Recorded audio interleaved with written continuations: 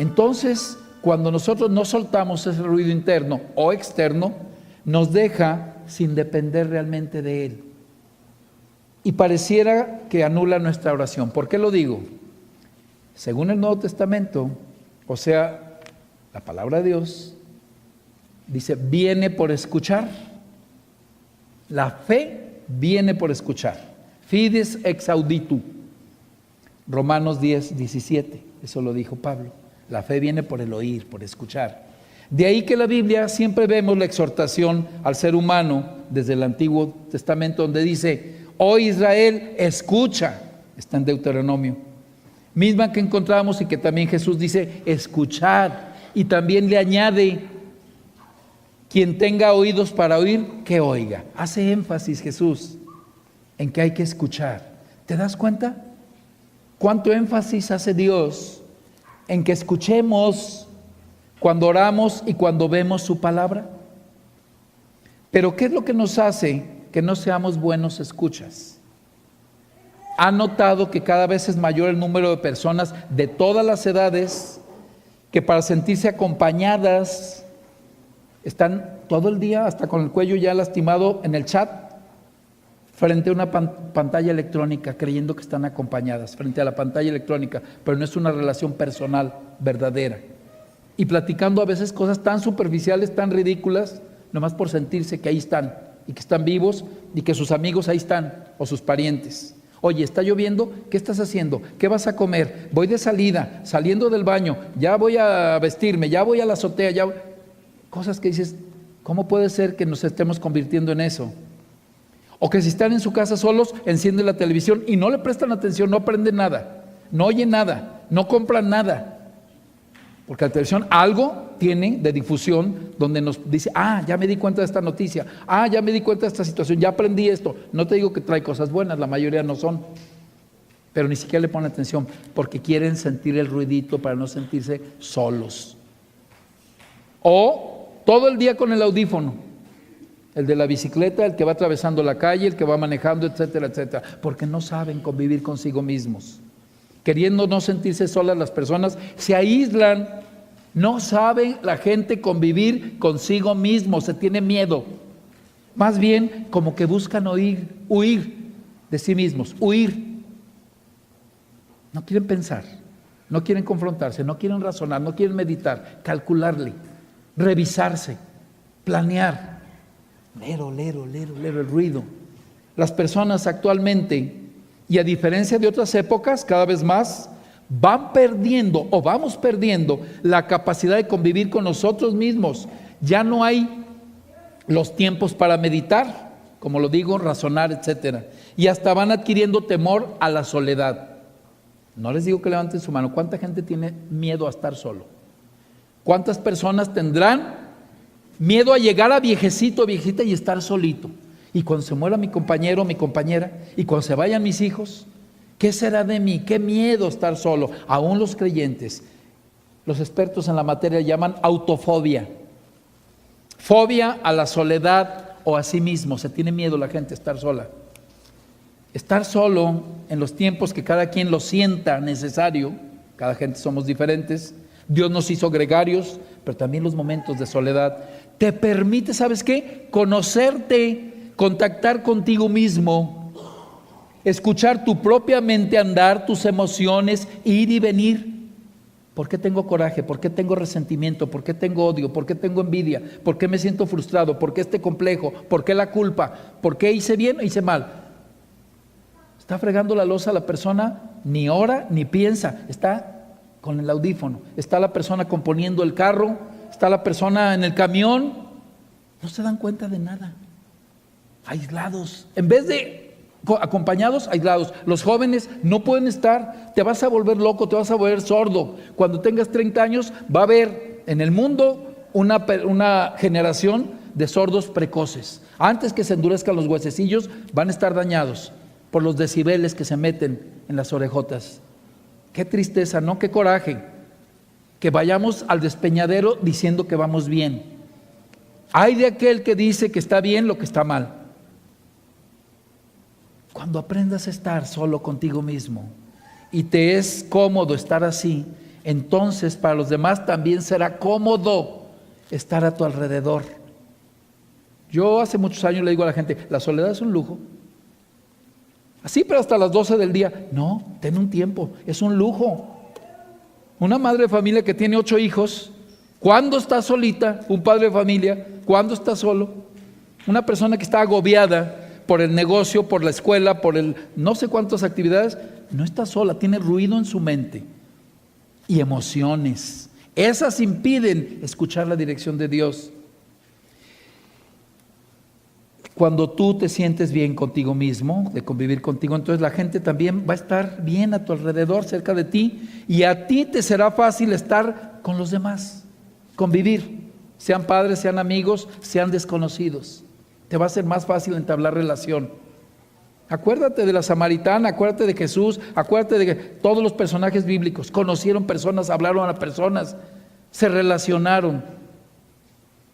Pero si no te sientes cómodo contigo, ¿cómo podrás sentirte bien estando con los demás? Aún personas creyentes, de tal manera que es necesario favorecer el silencio, aún con los que hablamos mucho. Es una condición indispensable escuchar y que nos encontremos con Dios. Te voy a leer, no lo busques para que no te distraigas. Te voy a leer un ejemplito chiquito, muy agradable, de un profeta poderoso, muy amado por Dios, Elías. Te voy a leer lo que dice Primera de Reyes. Dice: allí se metió en una cueva donde pasó la noche. Él estaba huyendo 40 días, huyendo de una persecución, porque él creía que ya nadie quería a Dios, que solo él era el bueno. Como nosotros cuando decimos, Señor, el mundo, mira, cada vez más poquitos, inconstantes, todos ponen por delante la carrera del maratón, la comadre, el cotorreo, la pachanga, la comida asuntuosa, qué sé yo, cualquier cosa, menos crecer en la palabra de Dios. Mira, Señor, todos aquellos malvados que no te conocen. Y tú, hijo, que dices que me conoces, ¿me escuchas? Fíjate bien. Se metió en una cueva donde pasó la noche y vino a él la palabra del Señor, el cual le dijo: ¿qué haces aquí, Elías? Él respondió: he sentido un vivo celo por ti, Señor de los ejércitos, porque los hijos de Israel han dejado tu pacto, han derribado tus altares y han matado a espada a tus profetas. Solo yo he quedado y me buscan para quitarme la vida. Si le iban a quitar la vida, sí lo andaban buscando, pero no era el único que quedaba. Él pensaba. Él le dijo: sal fuera y ponte al monte delante del Señor. Y he aquí que Jehová pasaba, y un grande y poderoso viento que rompía los montes y quebraba las peñas delante de Jehová ocurrió. Pero Jehová no estaba en ese viento. Y tras el viento un terremoto, pero Jehová no estaba en el terremoto. Y tras el terremoto un fuego, pero Jehová no estaba en el fuego. ¿Te imaginas? O sea, un fuego en el bosque donde no hay dónde correr y él adentro guarecido en una cueva. Y tras el fuego vino un silbido apacible y delicado. Vino tranquilidad. Y cuando eso ocurrió, Elías oyó la voz del Señor, cubrió su rostro con su manto y salió y se puso a la puerta de la cueva. Y he aquí que vino a él la voz del Señor diciéndole: ¿qué haces aquí, Elías?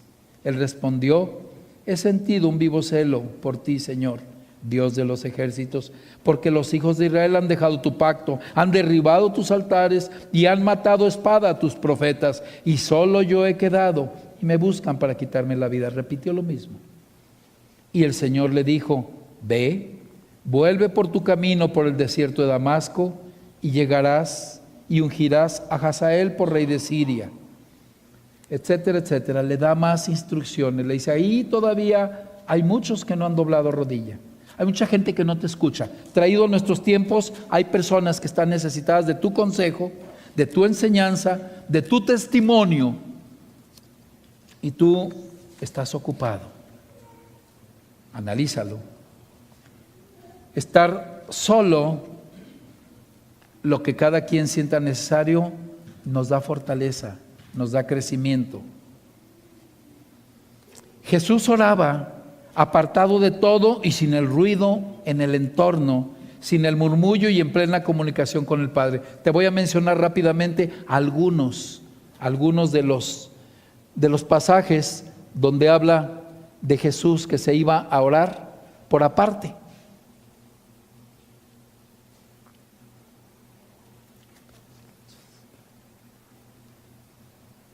Para escuchar debemos estar en silencio.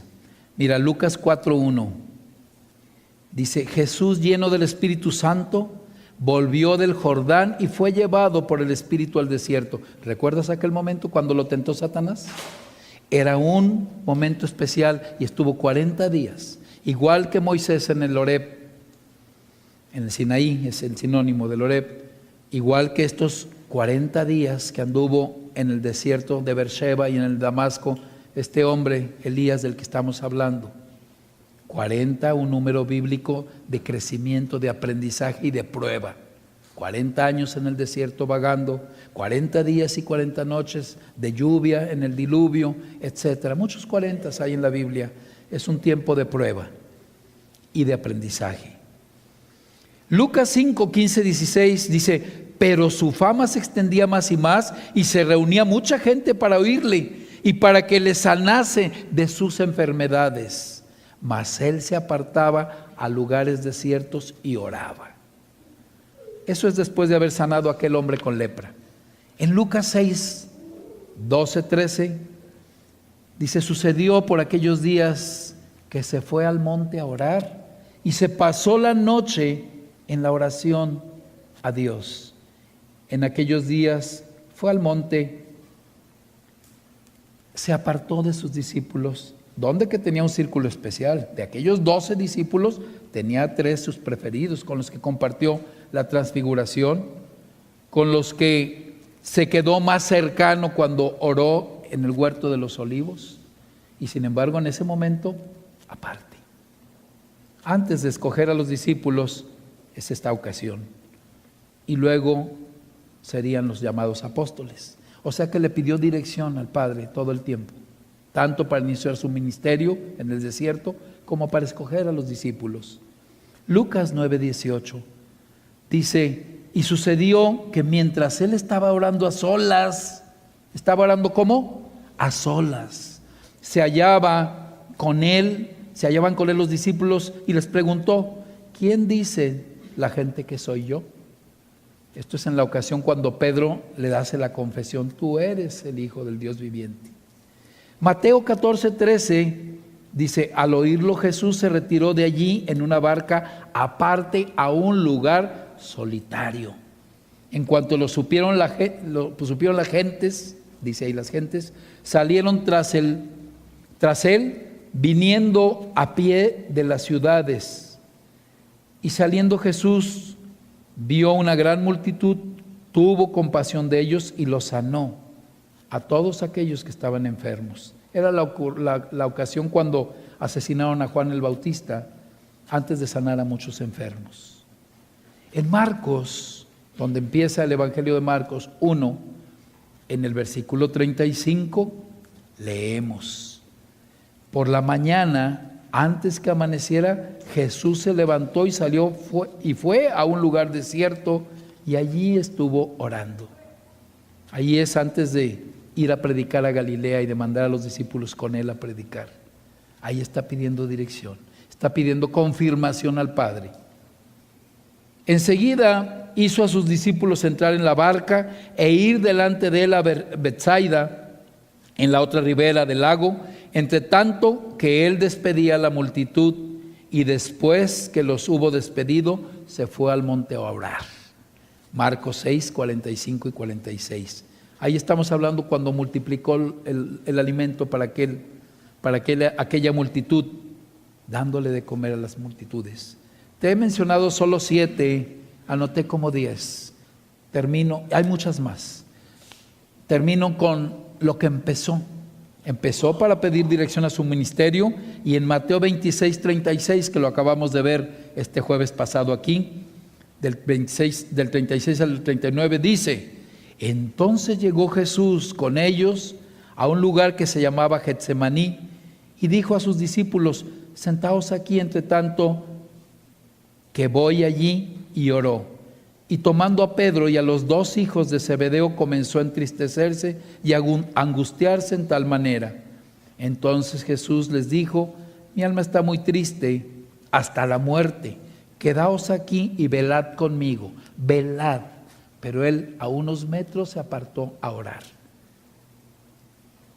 Yendo un poco adelante, estoy en el 39, se postró sobre su rostro orando y diciendo: Padre mío, si es posible, pase de mí esta copa, pero no sea como yo lo quiero, sino como tú. ¿Qué vemos en estos ejemplos? Jesús oraba a solas y en silencio. Los discípulos lo vieron orar un poco de cerca, en este caso, y hasta los dejó saber cómo se sentía. Le dijo: me siento entristecido por la negación de su pueblo, por lo que le iba a pasar a su pueblo, por las consecuencias de haber negado al Mesías, porque ni los de su casa siquiera lo reconocieron como Mesías, por todas las circunstancias, humanamente entristecido. Pero su agonía, su angustia era por recibir la copa de la ira de Dios, por ir a cargar el pecado del mundo, por ir a alejarse por primera vez desde que fue concebido en el vientre de María, de la presencia del Espíritu de Dios. Sabía exactamente lo que iba a suceder. Así que Jesús oró siempre solo. Permitió que lo vieran orar, les enseñó a orar a los discípulos, pero no con ellos, no oró con ellos. Siempre lo hizo solo. Su personalidad era tan especial, tan disímbola, que ningún ser humano podía compartir ese momento íntimo con el Padre. No había resucitado aún, porque después, ahora nos dice Jesús: donde haya 2 o 3 y se pongan de acuerdo para orar a mi Padre, ahí estoy yo y serán escuchados. Entonces, Jesús ahora participa con nosotros de la oración. Seremos escuchados por el Padre Celestial. Entonces, más que propiciar un silencio solo exterior, hay que propiciar un silencio interior. Hay que eliminar los ruidos que intervienen negativamente en la oración, que distraen, incluso impiden realizar la oración. Gente que nada más: sí Señor, amén. Se me acaban las palabras, ya no sé qué decir. ¿Cómo vamos a orar? Además de en colectivo, cuando sean oraciones en la iglesia, en la familia, hay que fortalecer primero la oración personal. Nos da fruto de santidad, nos da fruto de discipulado y de servicio, de obediencia. El silencio exterior, acuérdense donde dice Mateo 6:6. Tú, en cambio, cuando vayas a orar, entra en tu aposento y después de cerrar la puerta, ora a tu Padre que está allí en lo secreto. Si no tienes un aposento de intimidad, yo he sido, de repente se han reído las personas cuando le digo: entra al baño y enciérrate. Si es el único baño, no seas inconsciente, habrá más personas que lo necesitan. Pero tienes un espacio allá en el rincón de tu casa, ahí quédate. ¿Qué estás haciendo? Eso es entre Dios y tú. Ten tiempo.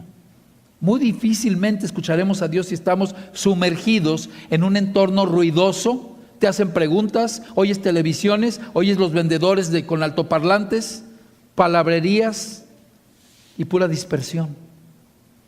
Este silencio es más fácil si tú te encierras. Basta con internarse en el bosque. Ay, pero aquí no hay bosque. En el parque.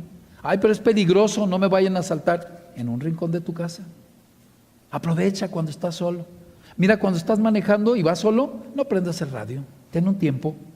Ya prendes el radio y oyes las noticias o la música después, la alabanza o lo que tú quieras, pero ten un tiempo para orar.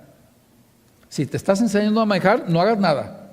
Nomás pídele a Dios dirección, porque no puedes hacer las dos cosas. Si ya es mecánico en ti lo que haces y vas poniendo atención, si puedes tener tiempo de oración.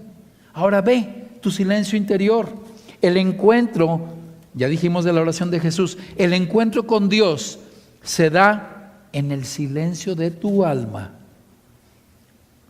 Es importante conocer los ruidos que también podemos llamar interiores. ¿Has oído que la gente dice, como que me hace ruido eso que me dijeron? ¿Has oído esa expresión?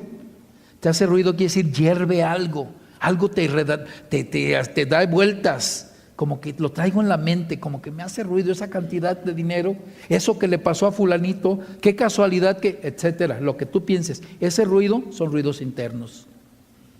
Para superarlos hay que tener esa serenidad. Ruidos tremendos que no nos permiten el encuentro con Dios en oración, ya sea colectiva o personal. Con mayor razón la personal. Hay ruidos silenciosos. ¿Cómo silenciosos? Ruidos que nadie escucha, pero están dentro de ti. Salen aunque no salgan a flote, hierven dentro de la persona. Ruidos que incluso a la larga te enferman. ¿Cuáles? Te voy a decir unos rapidito. Ruido de resentimiento, de odio. Un sentimiento que hace inviable nuestra oración. La persona no tiene vida espiritual, no habita Dios en él. Dice Juan, 1 Juan 3:15, todo el que aborrece a su hermano es un asesino. Y es un mentiroso si dice que Dios está en él. No puede estar habitando Dios en él porque odia a alguien. Tienes que ponerte a cuentas. Tienes que solucionarlo.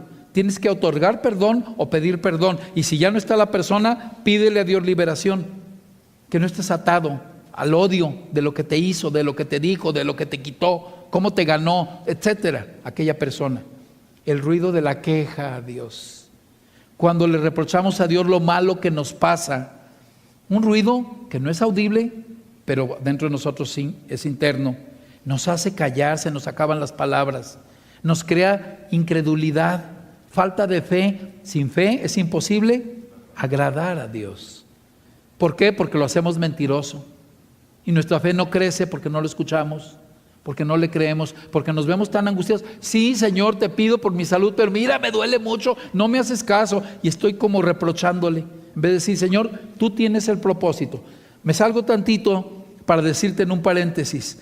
Hace una semana, ya me acordé porque no oí los anuncios, no estuve aquí. Estaba todavía convaleciente. Le dije, Señor, haz lo que tengas que hacer, pero quítame estos altibajos de depresión, de retomo y vuelvo a caer y no me creo, no camino. Tengo dudas, tengo cosas. ¿Por qué estoy así, Señor? Estaba oyendo una canción muy bonita de una monja que dice, ¿por qué tengo miedo? Si nada es imposible para ti, ¿por qué tengo miedo? Si nada es imposible para ti. Y más cosas. Yo iba todo el rato cantando. ¿Por qué tengo miedo? ¿Por qué estoy deprimido? ¿Por qué estoy triste? ¿Por qué tengo temor? ¿Por qué no me la creo? ¿Por qué no quiero? ¿Por qué estoy cansado? ¿Por qué estoy agobiado? Nada es imposible para ti. Tú te hiciste hombre para sentir lo que yo siento, Señor. Nada es imposible para ti. Me pegó en mi corazón y le dije, y me escuchó en respuesta, lo doy de testimonio. Me escuchó, le dije, Señor, haz lo que tengas que hacer. Más me dolió la pierna, más me vino el problema recurrente que tengo. Ya ni le voy a decir. Un día le dije, ya ni te voy a decir. No me alivio. Me quieres como a Pablo con el aguijón aquí en el intestino desde hace 30 años. Sí, Señor, te bendigo porque quién sabe qué sería de mí. Quién sabe dónde estaría mi soberbia. Quién sabe dónde estaría mi pereza o en qué pondría atención si me sintiera tan bien. Si me olvidara de que dependo de ti, que soy tan frágil, que soy tan mortal, tan falible, tan pecador, tan limitado. Gracias, Padre. Te dije, haz lo que tengas que hacer. Llegue a donde llegue. Sálvame, Señor, porque las aguas me llegaron hasta el límite. Estoy angustiado. Mientras más viejo, peor las crisis. En vez de más sólido, hijo de Dios, pastor, conocedor de tu palabra. Las culpas antiguas. El ruido del rencor, y no hablo de el rencor del caminar.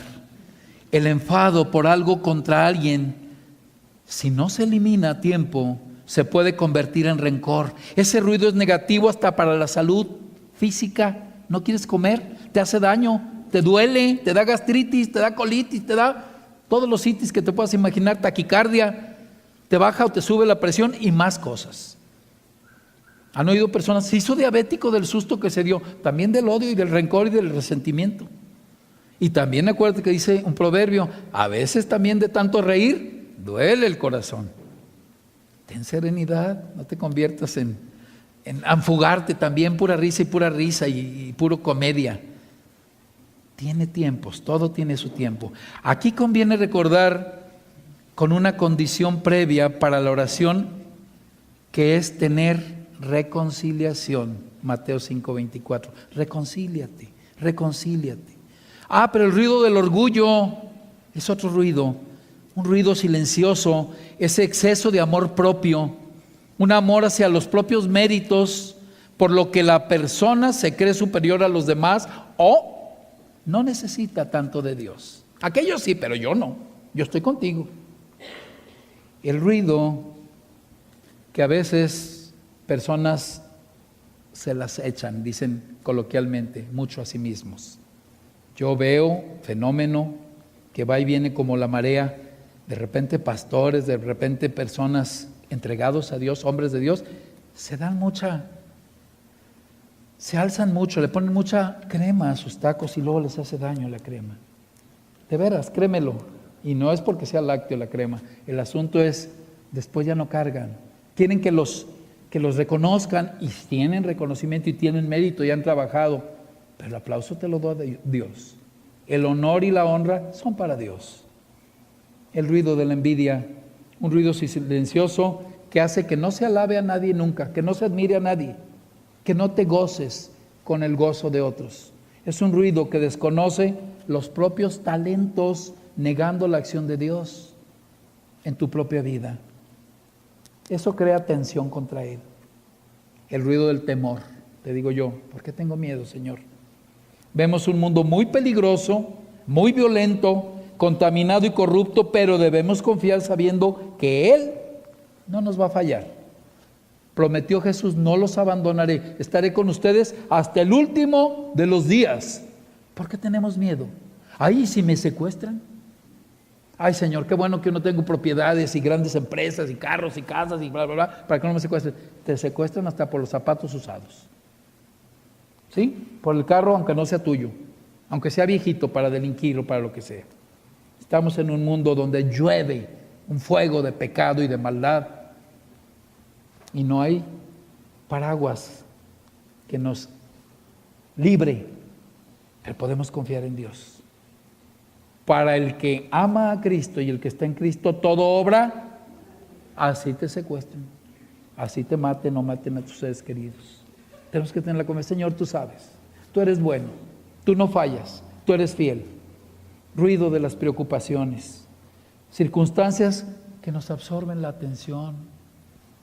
No hay la debida cercanía con Dios, hay incomunicación por las preocupaciones que se generan, inquietud, falta de confianza, duda, y eso es falta de fe. Jesús dice, no se preocupen, no se afanen, tenemos que confiar. Debilidad espiritual, cuando la gente se siente tan impotente que no sabe ni qué hacer ni qué decir, y su oración es, sí Señor, ya. ¿Oraste que no es oral? No, pero lo pensé. No es cierto que pensaste eso. Revuelves esos pensamientos con los que son tu debilidad espiritual. Débil porque no hay ejercicio, igual que cuando no ayunamos, igual que cuando no trabajamos. Se debilita nuestro cuerpo, se debilita nuestro espíritu. Amoldarnos al pecado también nos impide escuchar a Dios. Decir, ay, pues sí, mi hijo vive así, pues esto, por lo otro, pero yo, ¿qué puedo hacer? Mira, lo menos que puedes es decir. No puedes sujetar a las personas, ni brincarles su libre albedrío, arrebatárselos, ni Dios lo hace. Pero lo menos que puedes es decir. También hay egoísmo, hay vanidad, todo para mí, de mí, Señor dame, Señor cuídame, Señor que se haga. Termino de decirte algunos de los muchos ejemplos que pueden hacernos ruidos internos. Tu propio pasado personal, los antiguos pecados y errores. Eso va para nosotros los viejanos, los que somos ya de tercera edad o segunda edad o no sé qué edad, cuarta edad. La culpa, cuyo único propósito de la culpa, Dios permite la culpa, ¿sabes para qué? Nomás para que nos duela y nos arrepintamos, busquemos su perdón, recibamos su perdón y seamos libres. Si vivimos con culpa, Satanás ningunea la obra en la cruz de Jesucristo, ningunea su resurrección, ningunea o invalida dentro de nosotros la obra redentora y salvífuga de Jesús. Las culpas, culpa satánica. ¿Para qué abrazas la culpa? Ya te perdonó, ya pediste perdón, ya recibiste el perdón de Dios. Vete como la pecadora, no vuelvas a pecar. Pídele fortaleza. No dejes entreabierta la puerta porque entra la tentación y caes como el ratón a la ratonera. Córrele, no puedes luchar porque es una tentación recurrente y es un error y un tropiezo recurrente. Sea el vicio que sea el pecado que fuere, de carácter, de tendencia, de hábito, de lo que sea, sentimientos, las fantasías, una imaginación desbordada que nos arrebata la atención. Entonces, ¿qué es lo que sigue? Aparte de orar en privado, como lo vimos en Mateo 6:6, orar 2 o más. Pero hablemos de esa paz. No, por ahí leí un devocional, no recuerdo ahorita cuál, pero decía que una persona estaba orando por otra y decía, hable más fuerte, no lo escucho. Es que no estoy orando a ti, estoy orando a Dios. No me importa que no me escuches. No me importa que los dos oremos al mismo tiempo y no escuche lo que yo digo, las bonitas palabras o las feas palabras que yo dije, o lo mal dicho o lo bien dicho. Lo que importa es que Dios me escuche, aunque sea por ti la oración, por tu causa, por tu problema, por tu necesidad. Entonces no es necesario que a grito pelado nos escuche la gente. No es necesario que nos reconozcan nuestra calidad de oradores, sino decirle al Señor, Señor, gracias, porque tú me escuchas. Todos estos son ruidos ajenos y también los propios, hermanos, que llegan a ser un problema que nos impide tener un encuentro interno con Dios y nos impide, ¿por qué no veo? ¿Por qué no veo la respuesta de Dios? ¿Por qué Dios no me alivia? ¿Por qué Dios no me rescata? ¿Por qué Dios guarda silencio? Las cosas nos desvían, nos llevan a no esperar y no callar ante Él. Debemos pedirle al Señor que nos ayude a superar todos estos ruidos internos y externos. Guardar silencio ante Dios. Vamos a cerrar leyendo el Salmo 37, un fragmento. Abre tu Biblia, no la traigas de adorno, abre tu Biblia, busca el Salmo 37. Si no trajiste, entonces escucha, ya no alces tu mano porque ya concluimos. Salmo 37, vamos a leer del 7 al 9. ¿Ya lo tienes? Cada quien en su versión puede variar palabras, por eso no lo vamos a recitar, pero vamos a decirlo en voz baja, voz audible para ti, créetelo, escúchatelo, ¿sí? Es para Dios. Salmo 37 del 7 al 9. Dice, guarda silencio ante Jehová y espera en Él. No te alteres con motivo del que prospera en su camino, por el hombre que hace maldades. Deja la ira y desecha el enojo. No te incites en manera alguna a hacer lo malo, porque los malos serán destruidos, pero los que esperan en Jehová, esos heredarán la tierra.